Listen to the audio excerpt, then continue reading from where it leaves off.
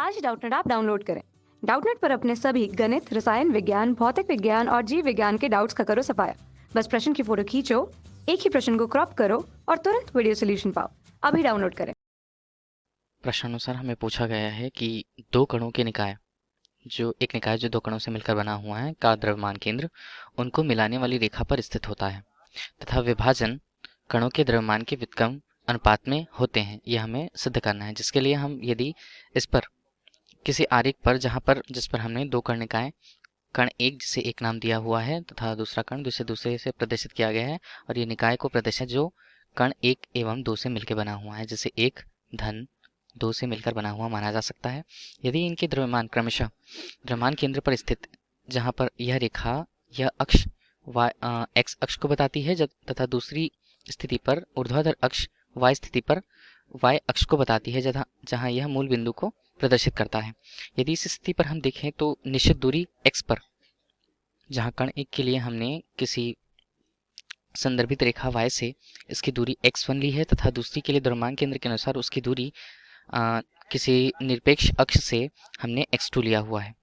यदि इसे हम हल करें आगे, तब इनकी स्थिति के अनुसार हम इनकी कल्पना करते हैं, जहाँ द्रव्यमान केंद्र का सूत्र हमें पता है। किसी वस्तु के लिए द्रव्यमान केंद्र उनकी विभिन्न स्थितियों पर निर्भर करता है उनके अक्ष के अनुसार। यदि हम किसी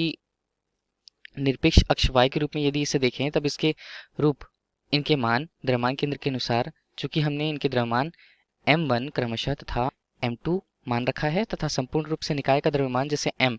जो m1 तथा m2 से मिला जुला या मिला हुआ रूप स्वरूप मान सकते हैं। जहाँ द्रव्यमान केंद्र संपूर्ण रूप से इस निकाय के लिए हम चर्चा करें, तब उसका मान x होगा और इसके सूत्र के अनुसार इनका मान x1 m1 तथा x2 m2, चूंकि दो निकाय से मिलकर बना हुआ है, उनके अनुपात निकाय के कुल द्रव्यमान के बराबर होगा। इस स्थिति पर हमने समीकरण एक की रचना देख ली है,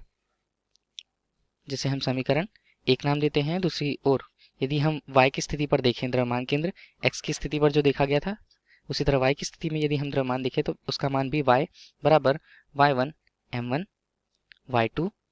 m2 तथा m1 एवं m2 के योगफल से सुनिश्चित होगा, जिसे हम समीकरण दो नाम देते हैं। चूंकि द्रव्यमान केंद्र की दिशा एक ही रेखा पर होती है, इसे सिद्ध करने के लिए यदि हम इसकी स्थिति को क्रमशः प्रश्नानुसार आरेख के अनुसार हम इसकी स्थिति मान लीजिए हमने 2 सेंटीमीटर मान रखा है, दूसरी ओर इसकी स्थिति हमने 4 सेंटीमीटर मान रखा है मान लीजिए। उसी तरह पहली स्थिति में कण का द्रव्यमान हम यदि 2 किलोग्राम मान के चलें और दूसरी स्थिति पर भी द्रव्यमान को यदि हम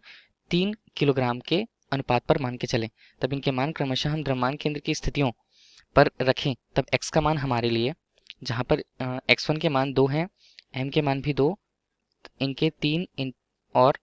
4 उनके द्रव्यमान के स्वरूप होगा, जहाँ इनका द्रव्यमान 2 धन 3 के स्वरूप को स्पष्ट करता है। उसी तरह y की स्थिति यदि हम देखें तो y की स्थिति दोनों ओर, जहाँ द्रव्यमान का मान 2 है, y की स्थिति 0 तथा द्रव्यमान का मान 3 है और द्रव्यमान की स्थिति माफ कीजिएगा स्थिति इसकी y पर 0 है, जहाँ द्रव्यमान उनके अनुपात 2 और 3 से नियमित होते हैं। 4 धन 12 अनुपात 5 जो हमें मिला, और y के रूप में इनका मान हमें 0 अनुपात 5 के रूप में मिला, जिनका मान y के अनुपात के रूप में 0 होगा, तथा x के अनुपात में इनका मान, जहां हमें इसका मान 3.2 की स्थिति में 3.2 सेंटीमीटर प्राप्त होती है तथा y की स्थिति में इसका मान 0 सेंटीमीटर पर प्राप्त होता है। अतः ज्यामितीय स्थिति में इनकी निर्देशांक यदि हम देखें, तब इनका मान यदि इन संरचना से देखें तो प्राप्त मान के अनुसार यह कुल मिलाकर इस द्रव्यमान की स्थिति हमें यहाँ पर मालूम पड़ती है, जिसका मान 3.2 सेंटीमीटर के लगभग बराबर होती है। यह पूर्ण रूप से निकाय के द्रव्यमान केंद्र की स्थिति को निर्भीत करती है। इसके अनुसार यदि हम देखें, तब हम यह कह सकते हैं कि इस स्थिति जहाँ ज्यामिति का मान 3.2 अनुपात 0 पर है, अर्थात यह इसी द्रव्यमान केंद्र रेखा जो हमने पहले से ले रखी थी उसी रेखा पर मिलती है, जिसे हम कह सकते हैं कि दो कणों के निकाय का द्रव्यमान केंद्र उनको मिलाने वाली रेखा पर ही स्थित होता है, जहां दूसरी स्थिति विभाजन कणों के द्रव्यमान के व्युत्क्रम अनुपात में रहता है। अर्थात हम कह सकते हैं इनके द्रव्यमान निर्देशांक क्रमशः नीचे की तरफ धन m2 और y पर भी m1 धन m2 थे, जो व्युत्क्रम अनुपात पे थे। यदि हम इसे निर्देशांक की स्थिति कह सकते हैं अनुपात पर, इनके द्रव्यमान m1 और m2 पर थे। बिल्कुल इसी तरह स्थिति में y के अनुपात के रूप में देखें इनका मान निर्देशांक के रूप में, तब यह द्रव्यमान के योगफल के व्युत्क्रम के बराबर होती है, लगभग समानुपाती रूप में। तब हमें प्रश्न में यही सिद्ध करना था। धन्यवाद। कक्षा 6ठी से 12वीं से लेकर नीट, IIT, JEE वो एडवांस के लेवल तक 1 करोड़ से ज्यादा छात्रों का भरोसा। आज ही डाउनलोड करें डाउटनेट ऐप या व्हाट्सएप करें अपने सारे डाउट्स 8400 400 400 पर।